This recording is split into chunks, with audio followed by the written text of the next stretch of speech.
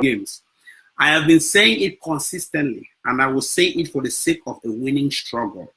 I was at the center of all this. I will be this center. Now I will. Now me, I be stand for center where they be one dismiss, the one broke everything. So that made they get all their crooked because me I be straightforward. When I see something, I will talk am. That there are always three kinds of people in any given society. Of the three kinds of people, it was first identified and first stated by the supporters and founders of democracy in ancient Greece. For the Greek people, the people who in many ways gave us the modern civilized world. For the Greek people, the first kind of people in any given society are the idiots. For the Greeks, the idiot is not necessarily someone who is mentally deficient.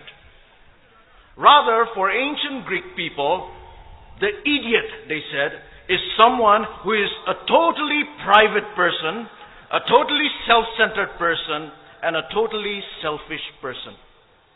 They called him the idiot. But the Greeks also said that there is a second kind of people in any given society. And the Greeks called these people the tribes people. When we say tribes people, we don't necessarily mean the fact of belonging to a certain tribe, which is a good thing. But when they use the word tribes people, the Greeks meant a tribal and a tribalistic mentality. And the Greeks said that tribes people are those people who are not able to think beyond their small tribe or their small groups.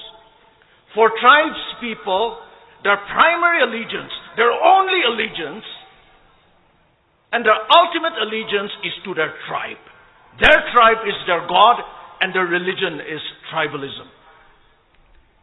And tribes people, the Greeks said, are always afraid of things that are different, that are a little alien to them. They are always suspicious and fearful. And they always dealt with different people and difficult situations with intimidation, with force, and with violence. And the Greeks also said that the ideal person for tribes people is the warrior. Because tribes people are a war-making people. Their ideal is the warrior. But it was not so for the Greeks. For the Greeks, there was another kind of people. Another kind of a person. And that was the ideal person.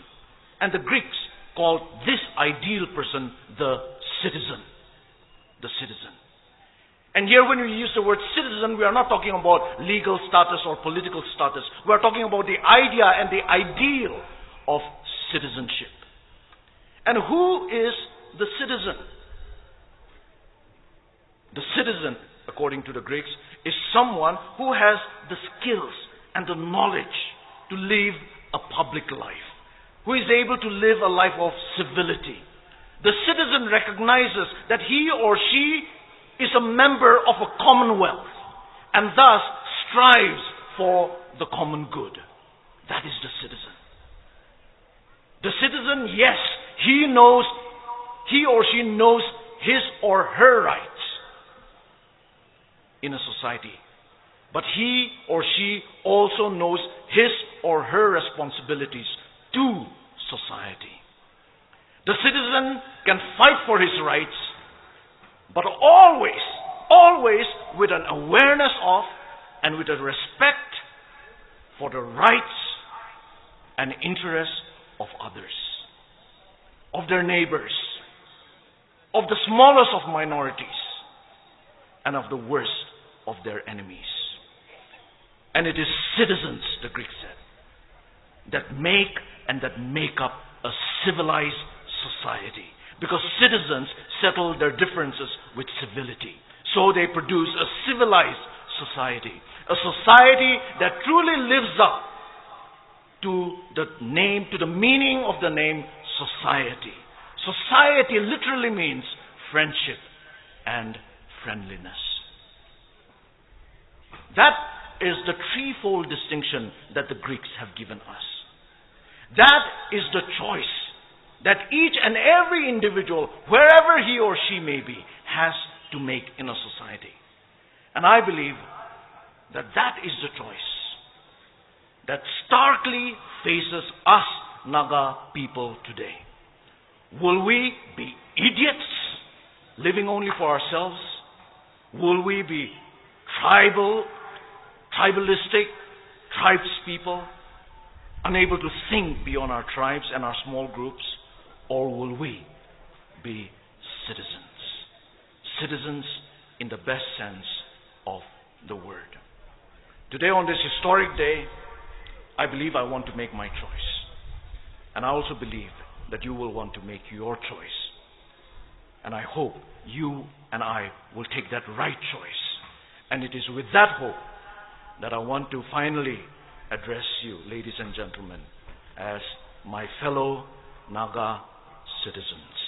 May God bless you, and may God bless our Naga people.